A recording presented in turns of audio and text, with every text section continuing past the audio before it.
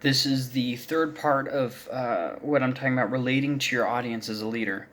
I advise you to listen to those first two parts because I'm just going to assume knowledge on a lot of things and not really clarify on some things that I've already done in previous parts. So really, at this point, there should be some kind of for you, there should be some part of just kind of stepping back from it and asking a few questions. You as a leader are not going to do everything right. You are not going to lead perfect all the time. You're not going to make the right calls all the time. You're going to make mistakes. You're going to do things in a way that might come out to be stupid or where the guy who follows after you, whoever succeeds you, is going to have a hard time cleaning up the mess. So, things happen. You can't anticipate everything.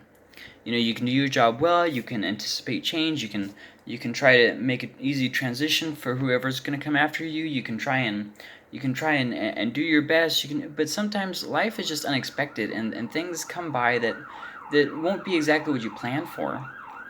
And some kind of an emergency. Hope everybody's okay. So there's just going to be some things that you just don't do perfect, and that's okay. Don't compare yourself to every other leader, every other pastor, how everybody else is doing it. Are you doing what God has called you to do?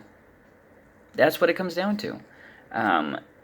So there's a few things that you can ask yourself. First question, are you doing it in love?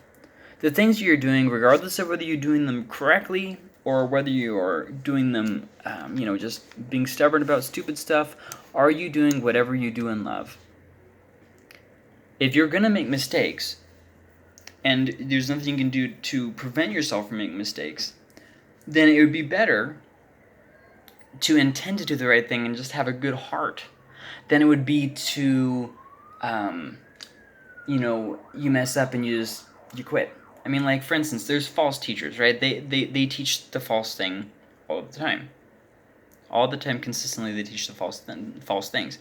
But then there's teachers who are biblical that sometimes believe the wrong thing on minor issues, and sometimes they slip and say things and believe things that aren't necessarily right.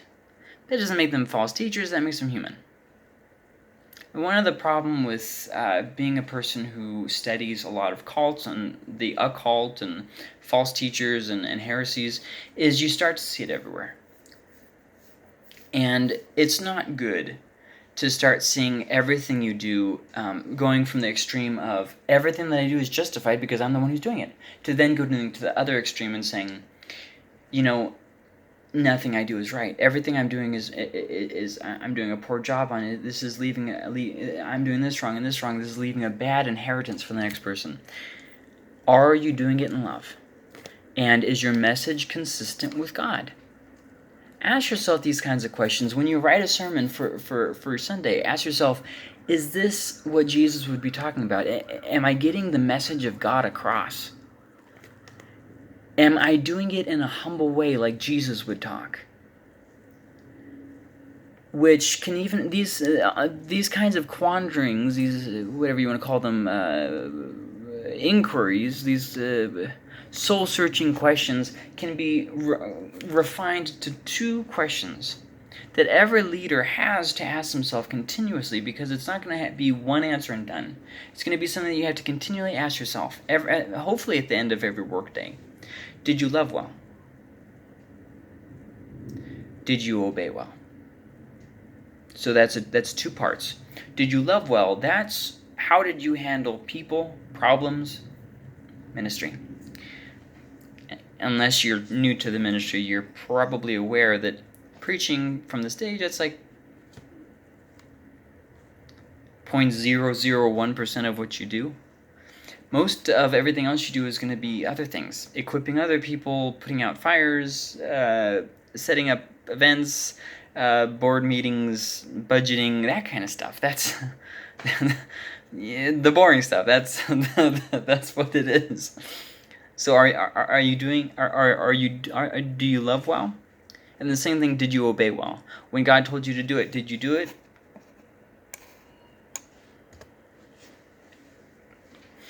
So, with all these different things I've said, I don't want you to get the wrong idea of all these, of all this, and I don't want you to get the wrong idea from the Bible or from me or anything like that.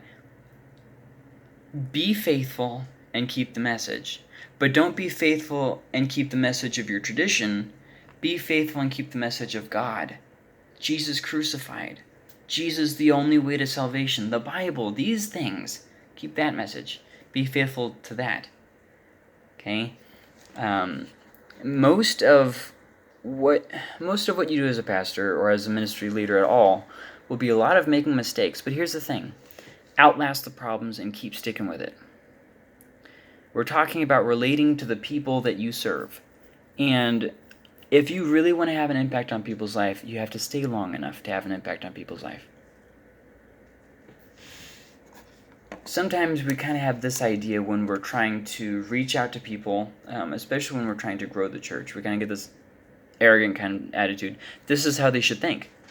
So surely if I vent my opinion often enough, it will change their opinion. If I constantly have my opinion shared on Facebook and from the pulpit, and then eventually it'll change their opinion. Well, yeah, that doesn't really work nowadays.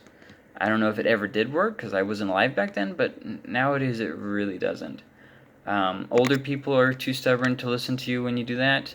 Younger people, you really have to earn. They don't think on the terms of respect and authority and those kinds of things. You have to connect with them on a different level, on an emotional level, but then also on a prove yourself before you can ever even say anything. It's just a different world. These are people who didn't have fathers.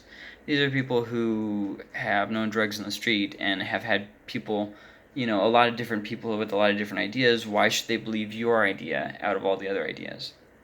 It's not overly comforting to say, hey, Jesus is the only way to heaven. It's a lot more comforting to say, hey, I can do whatever I want and I'm going to end up in heaven and I don't have to worry about it.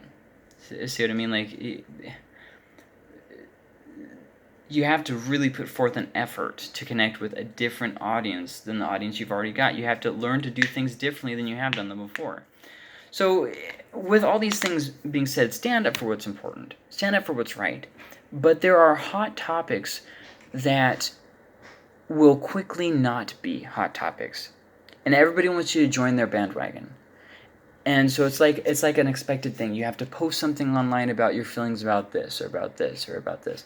And so all your public speakers and politicians, they all say the same message of condolence about the same situation, and everybody, that way everybody will be appeased. And it's like, I'm not saying trying to piss people off, but sometimes you don't have to have an opinion about everything, and sometimes you don't have to join every single bandwagon that people tell you have to join.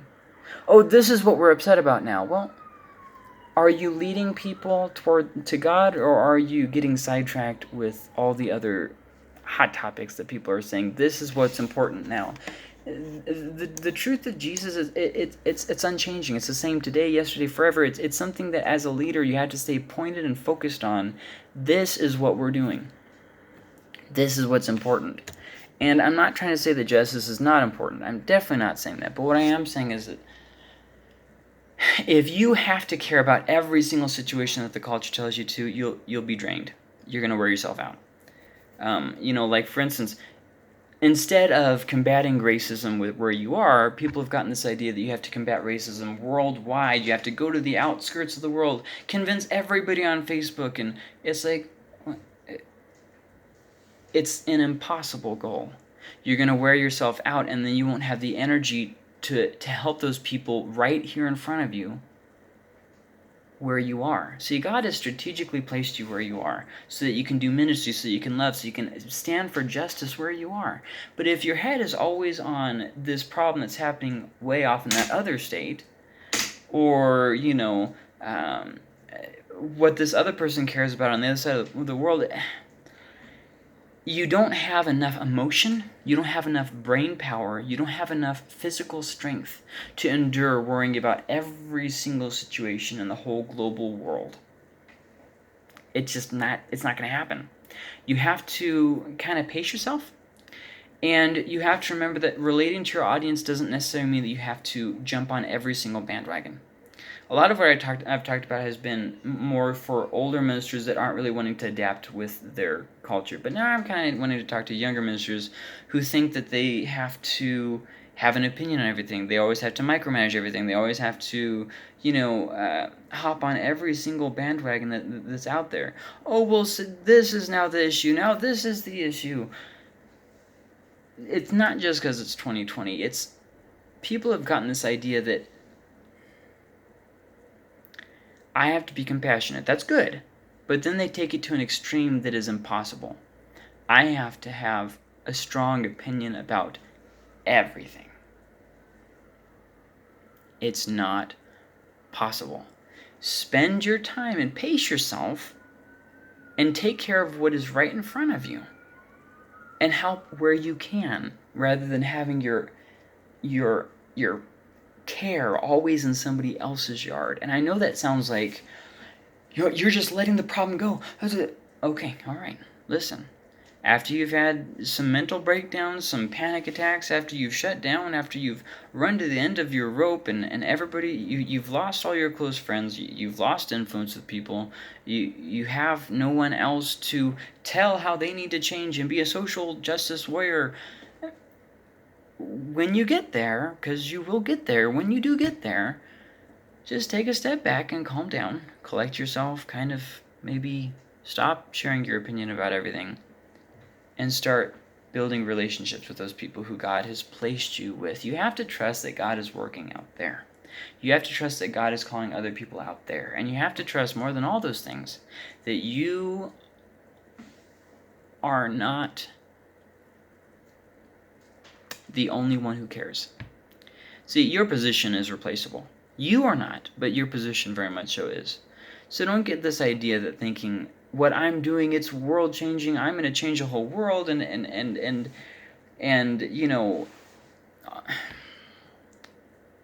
the problem is we kind of get this idea that, oh, the older people, they just don't care. They don't care about the issues. They don't care about, racism. Here's the thing. Everybody has a different idea about everything, okay? I mean, take for instance, this is just an example, the whole all lives matter, black lives matter, blue lives matter, whatever. See, everybody wants you to join their bandwagon, and the thing is, the gospel will endure past this. You don't have to take a side on that issue. I know that's like, whoa, what? Yeah, you don't have to have an opinion. You don't have to publicly post something. You can just grieve with those who grieve and rejoice with those who are happy. See what I mean? Like, you don't have to go to those extremes. So, what does that look like? Well, you can let people know one-on-one, hey, your life matters. Your life matters.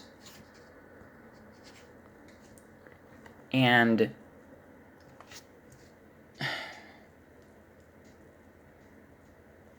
that has to be good enough. You don't have to go around wearing a shirt that says Black Lives Matter or All Lives Matter or whatever. You don't have to put a Blue Lives Matter flag on your truck. You don't have to do all these things. All you have to do is love well. You don't have to join every bandwagon. Trust me, there'll be something else next month that people are all worked up about. I mean, look at, for instance, just 2020. This is what happens when you try and push compassion to that level. It's you get so much compassion that you actually have no more compassion, and you just kind of become apathetic. Now, I'm saying this to help you with your emotional health, and some are going to take what I'm saying the wrong way. Oh, you just don't care about racism. You don't care about the issues. I'm really sorry if you think that I'm saying that, but I'm telling you, if you try and care about everything, you'll end up caring about nothing. There's only so much capacity in your heart and your mind to be working through these kinds of things. So I think that I'll go ahead and leave that there. But I just want you to think about that. Really, when people say all lives matter, they're basically saying the same thing that Black Lives Matter are saying. They're just saying it in a different way. And so nobody is saying, I think, my opinion, in the issue, I don't think anybody is necessarily saying Black lives matter more than other lives, or that Black lives don't matter at all. I think that they're both trying to say the same thing, that every life matters, and it's not okay to neglect justice to Black people. See what I mean? So then some people have kind of gotten to the other extreme where they're just fed up with it, and they say, well, white privilege is a myth, and all these different things. And here's the thing, you don't have to have an opinion on that either. It's okay. You're going to be ministering to people who are racist. You're going to be ministering to people who are child molesters. You're going to be ministering to people who are homosexuals. You're going to, see what I mean? Jesus came and died for us while we were still in our sin. I don't think that translates into you have to think like I do before I can witness to you. In fact, I just saw a video the other day where a white Black Lives Matter protester, he was protesting for Black Lives Matter, not against it. And he ended up getting saved, led to Jesus by a black man who was there to witness. That's what he was there for. And that's kind of what I'm talking about. Like, these little bandwagon things, they can't steal our purpose and our focus in ministry. And if you want to relate to your audience, you have to remember, don't ostracize some for the sake of others. Because what happens is you say, these people are more worthy of hearing the gospel than these people. I'm sick and tired of old stale Christians, so I'm just gonna witness to the druggies. Well, I mean, you could probably witness to everybody. Just saying. You could focus ministry on the druggies, but you could still, not try to chase off the old crusty Christians. I mean, maybe I'm wrong here. See what I mean? Oh, well, all those people, all those racists who say all lives matter, here's the thing. You'll find that a lot of people aren't really sure what they're mad about. They're just kind of mad, and they're just kind of venting their opinions. They don't even necessarily know what it is. And nobody really seems to be putting forth the effort to connect with one another. This is a great opportunity for the community of Jesus Christ to come together. And you have to remember these kinds of things, but you're going to miss these great opportunities if you're only looking at the problems. I mean, look at 2020, guys. I mean, we've gone from worrying about a virus to rioting and murder hornet thingamabobs, whatever happened with them, and all these different things. And there has to be a point where you can take a step back and say, I don't have to join this bandwagon, and I can still find a way to relate to the audience without having to be, I only will witness to Black Lives Matter. Well, there has to be some point where we say, I'm going to reach everyone. I'm going to reach the lost, the forgotten. And you have to make sure as a leader that you aren't causing disunity in your congregation. There's enough of that going around. You have to find some way to bring unity and purpose and direction. So when you preach, do your sermons validate your methods or proclaim your message? If you remember last time, we were talking about how there's the message. For instance, Jesus is the only way to heaven. There's the helps, the aids to the message. The Bible is God's word. Now, you don't have to believe in the aids in order to get them to the message, but it just helps. Gives you some kind of a firm grasp, something to help. However, once again, you'd be surprised how God doesn't have to have people come perfectly. It's just how it is.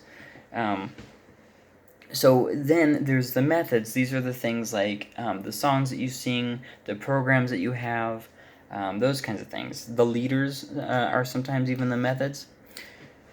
Do the sermons that you preach, do they validate the methods or do they proclaim the message?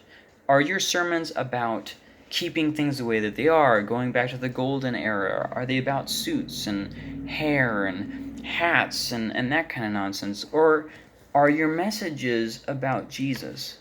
Are you proclaiming the message, Jesus is the way to heaven, or are you validating a method that you prefer? I wear suits on Sunday. And if you stop and look at your sermon, you're gonna see that it's gonna be leaning one or the other way.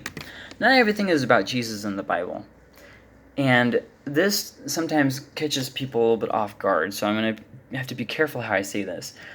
When you're oftentimes when I'm talking about worship songs, a lot of times people say this: worship songs should only be about God. Well, it's not that simple. Not everything is about Jesus in the Bible. Not everything is about God in the Bible. Take, for instance, Song of Solomon, which is about marriage. Take, for instance, Ecclesiastes with his soul-searching and going through the problems of life. Take Proverbs, for instance, where he's talking about how to live wisely. Now, I'm not saying that you can have realms like God is in this box and my life is in this. I'm not saying that. I'm saying more of some of the Bible is about justice, some of it is about lifestyle. Songs and those kinds of things don't have to be objective facts about God. When you sing a song or a hymn or whatever, it doesn't have to be objective facts about God. God is good and faithful and all those are good things. Okay, but that's not all that a worship song has to be. It is our subjective experience with God that gives meaning to objective facts about God. I can know that God is faithful, but if I experience His faithfulness, it changes. Job said it like this: I heard, but now I've seen. There's a difference that's happened. See, the traditions I knew, what was said about you, all these things, I got that. But now it's different because it's real to me. It's like you can say, thank you, God, but when you realize how big of a sinner you really were and how merciful God really is and what He really did for you, it's a whole nother level of faithfulness or thankfulness. And when you truly realize that your goodness has no bearing, God is the one who's good, it changes everything. And so it is our subjective experiences that gives meaning to those objective facts about God. If that wasn't the case, God wouldn't have given us the Bible, a book filled with subjective experiences. You know, David goes through all this nonsense, and so then what happens? Then he writes a psalm about it. It was real to him. It wasn't just objective facts. The Bible is not just a book about objective facts about God. It's not just about Jesus. It's about life. It's about experience and justice and morality and everything. The Bible is a guidebook to more than just objective facts. And so with that being said, a lot of times people think that if a worship song mentions me or I, that it's therefore not a good song. That's not necessarily the case. Singing songs that have subjective emotions and that kind of stuff is not necessarily bad. You know, if you think about it, okay, so this verse 1 says this thing about God, and so then the chorus is, so I've just come to worship you, or something like that. And so then verse 2 talks more about, you know, the situation or whatever, and there's nothing necessarily wrong with that. The problem is maybe that God should always be the primary, and worshiping God should always be, you know, primary. But with that being said, when you're trying to relate to your audience, it's not selling out to sing songs or teach sermons that aren't just about God and His character. That's okay. The Bible itself does that. You can talk about life, you can talk about Jesus, you can talk about salvation, you can talk about money, you can talk about all kinds of different things because the Bible talks about all kinds of those things. God talks about all those kinds of things. You get to one of the prophets, I think it's Malachi. I think it's Malachi where he says, "You have robbed me." Well, how have you robbed me? Because you're not paying your tithes. You haven't been faithful. How haven't we been faithful? Because you've abandoned the wife of your youth. What? See, I mean, does that tell us about God? Yeah, you bet it tells us about God. But it also tells us about morality, about lifestyle and justice and faithfulness and us. See, there's just big thing there. And what we try to do is we try to make it real dogmatic. We can only preach sermons that talk about Jesus and only Jesus, nothing but Jesus. Well, God doesn't even hold to that standard. The Bible doesn't even hold to that standard. That was what we call a human tradition. So the Israelites were slaves. God brought them out with his mighty power, and the Israelites sang a song about how God had thrown the horse and the rider into the sea. So what made that song, that subjective song, have real power behind it about the objective facts of who God is? Their experience. You can't expect people to be committed Christians who haven't grown up in the church without giving them opportunities to experience God, without telling them, yes, express yourself to God. Show him your thankfulness and just cry out to him. These are good things. But it's hard to cry out to God when he's not real to you. He's just a bunch of facts. I hope you understand what I'm saying. The gospel is not just Jesus came to prove his righteousness. Some people try to make it where we are not even involved in the equation. Jesus just came to prove his righteousness. Well, then why didn't he forego the whole thing and not create people and problem solved? So, I mean, yes, Jesus did come to prove that he was righteous because he had overlooked the sins before, yes, but also because God loves us and there is hope in him. You can't narrow the good news of the gospel and the different aspects of that. And, okay, well, so what does God have anything to do with my money? Well, he bought you with a price, and you are not longer your own, you are his. And that's something definitely worth mentioning. I want you to get this. There's a lot of judgment and hatred towards pastors who have megachurches and that kind of stuff. Check this out. If a pastor wrote a sermon, 4 things to be a better you, it may be just as biblically based as your sermon from Judges. See what I mean? You can't judge a book by its cover, and you shouldn't be judging some other pastor for what he's doing in some other church. You can learn from people, you can grow, but don't think that just because they have a title like that it's not biblical. Remember that.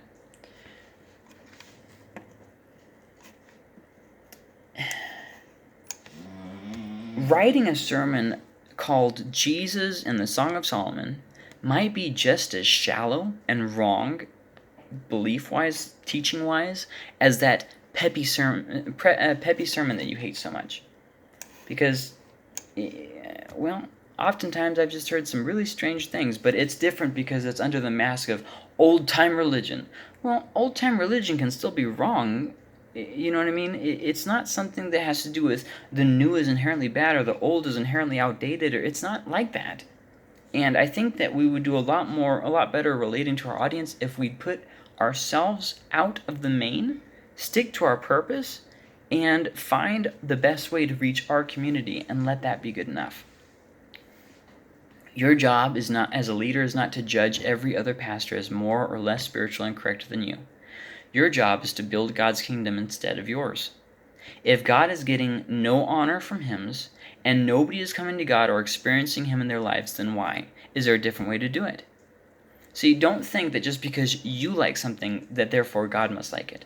What if you are singing hymns that is grieving God's heart because A, you're not singing it from your heart, so they're nothing more than noise. What did I ask you to come to me with all these songs? And B, you're chasing people off. And see what I mean? Like, you can't live for the approval of people. But at the same time, if you love God, you will tend to his sheep. There's got to be some point when you say, okay, am I here for me? Am I here for them? Your job is not to change people. And you never will. If you think that's what you're going to do, you're wrong. You're never going to be able to change people.